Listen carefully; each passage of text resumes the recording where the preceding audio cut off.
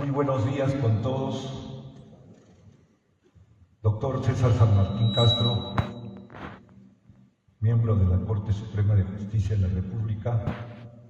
Doctor Francisco Celis Mendoza Ayma, magistrado de la Corte Superior de Arequipa, ambos excelentes maestros, de quienes yo soy un profundo admirador. La vez pasada, cuando me hicieron la invitación, quiero aprovechar la oportunidad para agradecerle a Marco Huerta esa invitación y le di el título de mi tema. Me dijo: es un tema provocador. Y en realidad no es un tema provocador, sino es un tema, creo, esclarecedor, porque tenemos que poner los puntos sobre las sillas. Estamos con un derecho penal realista, garantista, propio de un Estado convencional, constitucional, social y democrático de derecho, que es lo que establece nuestra Constitución, o estamos con un derecho penal idealista, abstracto, supuestamente de una dogmática pura, inmácula, no contaminada. ¿Con qué estamos? Y la verdad, si solo fuera un tema de carácter anecdótico o de carácter, digamos, teórico, no quiero decir académico, porque lo académico es bastante importante, teórico, no valdría la pena tratarlo. Pero vi a un juez superior decir que los abogados y los fiscales no prueban. Ellos no prueban, acreditan, y que el único que hace prueba es el juez. Y entonces dije, bueno, ¿qué pasó? ¿Qué pasó? Se está confundiendo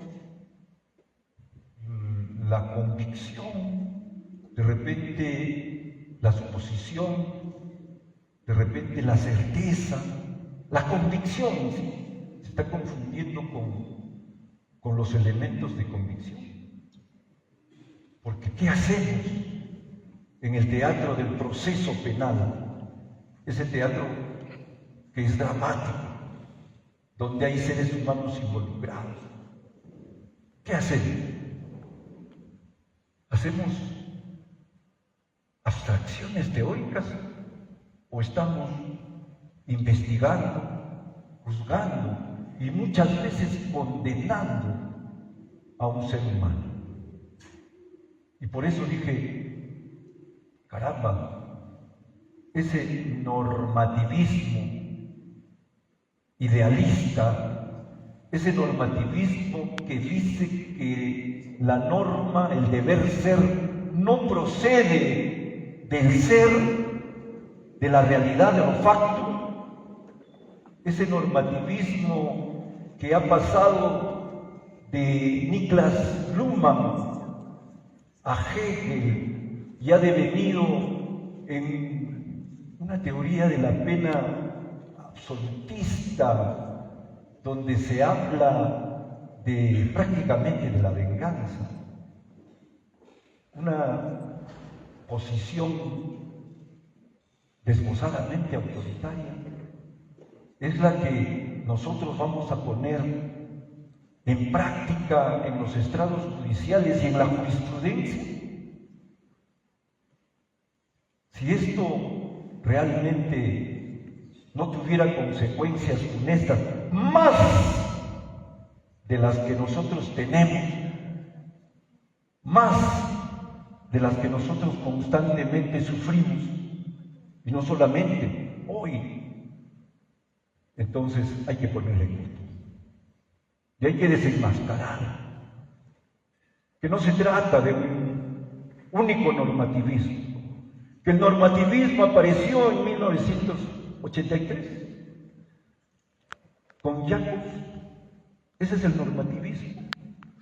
¿Acaso Gustav Radrich, acaso el mismo maestro de Jacobs, Hans Belsen, o el que hace poco se nos fue, Klaus Roxin, no eran normativistas?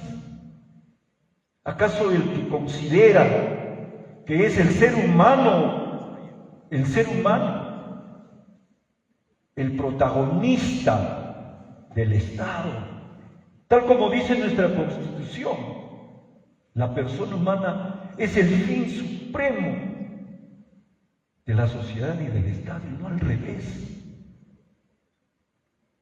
Pero ahora, a los que hablamos de el ser y luego del deber ser, y de ese deber ser que sirve al ser,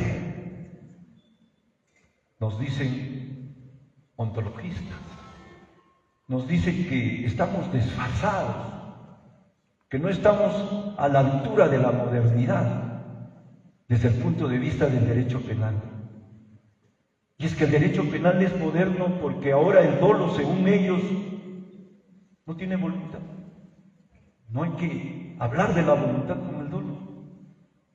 O es que estamos desfasados cuando nosotros decimos sí al bien jurídico protegido y no a las expectativas normativas. Estamos desfasados cuando en esta teoría de la infracción del deber nosotros estamos porque se aplique el artículo 23, 24 y 25 de nuestro Código Penal y se pueda determinar incluso con respecto a los intraneos la complicidad, hasta de repente la instigación. Estamos desfasados. ¿O es que, como decía este magistrado al que he hecho referencia, no voy a decir su nombre, decía, el dolo se prueba, el conocimiento se prueba, pero cuando hablan de la voluntad, ahí están los ontologistas. Y yo decía, ¿cuántas veces he escuchado al maestro Félix Mendoza hablar de la filosofía? Y nos menciona qué es el ontologismo, si no es el estudio del ser. ¿Y acaso Klaus Roxin no ha estudiado al ser? ¿Acaso Jacobs no ha estudiado y no estudia al ser? Claro, la diferencia es que uno dice primero el ser, después el deber ser. El otro dice el deber ser no proviene del ser. Entonces, decir ontologista, psicologista nos dicen cuando decimos la voluntad sí se puede probar. ¿Quién dice que no se puede probar la voluntad? No, es que el juez no se puede meter en la mente del procesado. Nadie se puede meter en la mente, pero en pleno siglo XXI, en pleno siglo XXI, con el avance de la teoría de la prueba, con el avance de las ciencias, con el avance de las neurociencias, si se puede probar el conocimiento, que también es un aspecto subjetivo, ¿cómo puedo saber si sabes o no sabes? Si se puede probar el conocimiento, ¿por qué no se puede probar la voluntad? Pero el Código Penal peruano, a diferencia de otros códigos, no dice, felizmente, no menciona, cuando habla del dolo, de la voluntad. Y entonces me pregunto, ¿y el artículo 16 de nuestro Código Penal qué dice? Cuando se habla de la tentativa. ¿Qué es la tentativa? Si no es no concretar un delito que se quiso, que se deseó perpetrar. Y esa no es voluntad. A eso no se le debe de dar importancia. ¿Acaso no estamos violando el principio de legalidad cuando aplicamos una teoría que no calza a nuestra realidad jurídico-penal?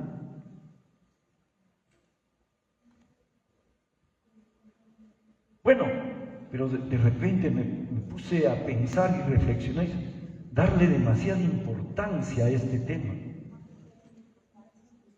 Cuando se habla incluso de aquello que en 1900, algunos dicen 85, otros dicen 99, pero yo creo que tanto en el 85 como en el 99 se empezó a hablar del derecho penal del enemigo, uno en Frankfurt y el otro en Berlín. En ambos casos fueron los alemanes mismos que rechazaron esta teoría, ese derecho penal del enemigo, que es nuevo y que es una teoría meramente descriptiva. Sí, Juan, es descriptiva. Ahora, con el tema en que ha devenido esta posición normativista de la pena como mera retribución, ya no pensamos que solo sea descriptiva esta teoría. Pero esta teoría es nueva, no es nueva. Analizando también históricamente la época del nazismo, 1933 hasta el 36, de repente hasta el 39, había gente que hablaba de los extraños al pueblo, en otras palabras, los enemigos del pueblo. Hablaban. Ahí tenemos a Exter, tenemos a Mesmer, y tenemos a un filósofo que ha desarrollado incluso temas constitucionales, a Carl Schmitt. Los tres mencionados fueron nazis convictos y confesos, como dicen en mi barrio, en La Victoria, que pasaron piola, desapercibidos, que a las finales fueron incluso abogados de nazis detrás de la cortina. Eso es otra cosa. Y entonces, ¿a qué se parece ese derecho penal del enemigo? Que ahora nos plantean desde 1985. ¿A qué se parece? ¿No se parece a eso? ¡Qué casualidad! Pero decía, demasiada importancia, porque fíjense, las fechas son, en este caso, bastante importantes, porque ahí comencé a acordarme del decreto ley 17.110, acordarme que fue en 1968, acordarme del decreto ley 19.110 en 1973, justo en la época que ingresábamos a San Marcos, y acordarme de un decreto ley, lamentablemente no me acuerdo el número, pero sí existió, que estableció la investigación, tengo que decirlo así, la investigación, el juzgamiento y la condena en ausencia. Antes de 1985, antes del derecho penal del enemigo, nosotros teníamos un derecho penal del enemigo. Y entonces, ¿A quién le echamos la culpa? Le echamos la culpa a ese decreto ley 17.110 que trajo el proceso penal sumario, después fue ratificado por el decreto legislativo 124. Le echamos la culpa al código Zavala de 1940, que llegamos hasta el fondo del supuestamente un proceso penal mixto, cuando en realidad, en puridad, era inquisitivo. Sí, le echamos la culpa. ¿Y qué hicimos? Una modificación donde participó activamente con esos conocimientos que lo caracterizan en el ámbito procesal penal, el penal también, pero en el ámbito procesal penal, el maestro César San Martín, el maestro Florencio San Mars, Arsenio Oreguardia. ¿Con qué esperanza trabajaron ese código procesal penal para salir del hoyo, de ese derecho penal del enemigo, de esos procesos penales con encapuchados, de los jueces sin rostro, de esas agresiones al derecho de defensa? Se trabajó el sistema procesal, acusatorio, garantista, y se dio un nuevo sistema procesal. Un nuevo sistema procesal, donde se habla de la investigación preparatoria, antes de ello la ahora llamada investigación preliminar, de la etapa intermedia. En la investigación preparatoria, un fiscal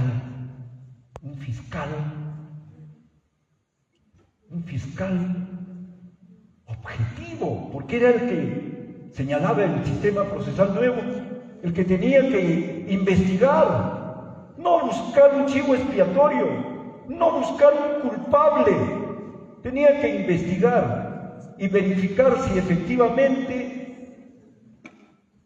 se había cometido primero el delito, segundo quién, cómo, dónde, cuándo se cometió el hecho, y estar también con las pruebas, con los elementos de convicción de cargo, permitir que la defensa presente, y si es que él encuentra un elemento de convicción de descargo, también tomarla en cuenta, ingresarla al proceso. El fiscal, objetivo. ¿Y el juez de la investigación preparatoria quién? El juez de la investigación preparatoria, un juez de garantía. Así se hablaba, del juez de garantía, el juez filtro, el juez que en la etapa intermedia tenía que evitar que cualquier investigación preparatoria pasara al pleno, pasara al juicio oral. Un juez que no tenía que tomar partido por nadie, sino por la verdad. ¿Y en qué se ha convertido la investigación preparatoria? Estoy hablando de lo que sucede mayoritariamente. ¿En qué se ha convertido la investigación preparatoria? ¿Una investigación objetiva? Ojo, ahí está el sistema procesal. Y se habla del fracaso del sistema procesal. Y aquí yo me acuerdo del maestro don Luis Jiménez de Azul. Aquí me acuerdo del maestro. Aquí no se trata del derecho penal del enemigo de Jacobs o del normativismo de Jacobs, porque aquí tenemos a alguien que es un ejemplo, a alguien que hoy día también va a ser ungido como doctor honoris causa, al doctor Celis Mendoza. Él es juez. Y así como él, hay muchos también. ¿Por qué no decirlo? Y entonces, todos deberían de ser así. Y podríamos decir que el sistema procesal penal fracasó con él y con aquellos jueces que son como él, garantistas, constitucionalistas. Y entonces por eso decía, me acuerdo del maestro don Luis Jiménez de Azul. ¿Qué decía el maestro? Que de nada sirven las modificaciones muy finas, excelentes, que podrían hacerse de las leyes, en este caso de la ley penal, procesal penal, si quienes están llamados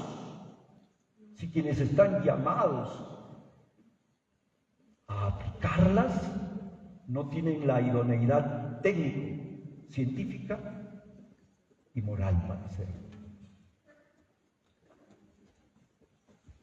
Hace poco leí un resumen, un comentario que se hacía de los antimodelos de los jueces, si no recuerdo, de un doctor Jauregui, hecha por el doctor Salís Mendoza.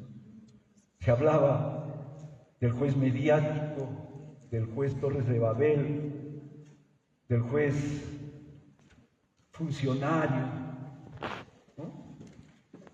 Del juez mediático que sus resoluciones las hace pensando en los medios. ¿Qué van a decir los medios? ¿O cómo lo van a alabar los medios? ¿O cómo lo pueden denostar los medios? O el juez bipolar que dice A y después dice Z en casos similares. El juez funcionario, que es el juez que está pensando en la carga procesal, pero no desde el punto de vista humano, sino de las visitas inopinadas que pueda tener y ver sus casos como estadísticas, etc. Entonces, eso es lo que nos preocupa ahora, más que el derecho penal del enemigo, que puede ser descriptivo o puede ser una teoría que busca justamente ser un derecho de contención, pero no del abuso del poder, no del abuso del poder, un derecho de contención del cambio del estado de cosas, un derecho de contención para evitar que cambie una situación de injusticia social, etcétera, que exista en una sociedad determinada. En cambio, el otro, el que propugna, por ejemplo, Klaus Roxin, es un derecho, o el maestro Eugenio Zaffaroni, es un derecho de contención del abuso del jus punim. Y entonces lo que necesitamos no es que haya jueces que apañen la delincuencia, que apañen la corrupción. No necesitamos esa clase de jueces. Necesitamos aquellos jueces que, aunque se le caiga el mundo, digan, existen principios. El principio de legalidad, el principio de lesividad. ¿Cómo se puede aplicar el principio de lesividad si el derecho penal no protege bienes jurídicos? ¿Cómo se puede aplicar el principio de proporcionalidad si el derecho penal no protege bienes jurídicos? ¿Cómo se podría determinar la antijuridicidad material? ¿Cómo podríamos decir qué bien jurídico protegido ha sido lesionado, puesto en peligro? Si ha sido en forma irreversible, reversible, etc. ¿Cómo podemos estar en una sociedad donde ya no, prácticamente ha desaparecido el dolo eventual? Perdón, al revés. Prácticamente ha desaparecido la culpa consciente y a todos se le aplica el dolo eventual. Trae consecuencias funestas para el derecho. Se está lesionando la presunción de inocencia.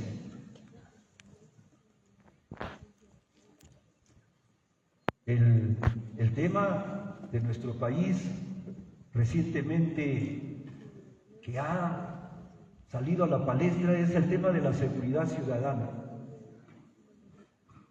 Los decretos leyes a los que he hecho referencia, en la década de los 60, de los 70, también tuvieron ese fin, porque había asaltos, había secuestros, había terrorismo. ¿Y acaso la cantidad de años que se ponían, acaso aquella norma que existía en el decreto ley 19.910, si no recuerdo, acaso que decía que si alguien ha participado en la muerte de una persona en compañía de otras y no se puede determinar cuál de las 3 o 4 personas que intervino fue la que le causó la muerte, los 3 son culpables de ello, el indubio pro societate. ¿Por qué me refiero a eso? Porque eso no logró disminuir la delincuencia, no logró disminuir los hechos para los que fueron dados. Hoy tenemos violación de menores, cadena perpetua. Organización criminal, 15 años, 25 años. Feminicidio, altísimas penas. La pregunta es, ¿se ha logrado siquiera un ápice de disminuir estos casos? No, entonces no engañemos a la gente.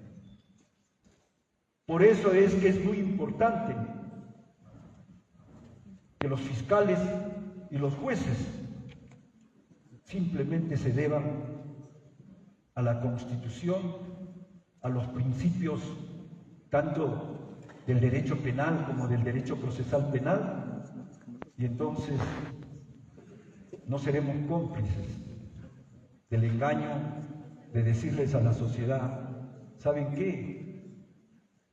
El sistema procesal del 2004 es el causante del aumento de la delincuencia y de la criminalidad. O decirles que el principio de lesividad, de proporcionalidad o de la culpabilidad por acto son los causantes de la cantidad de criminalidad que existe en nuestro país y de la inseguridad ciudadana. No, nosotros no podemos caer en ese engaño, en esa demagogia. Por eso es que era muy importante tratar este tema. El mito del normativismo como un derecho penal moderno, que de moderno no tiene nada. Muchísimas gracias. Muy bien, por de la España, muchas gracias. Vamos a la parte central para el reconocimiento.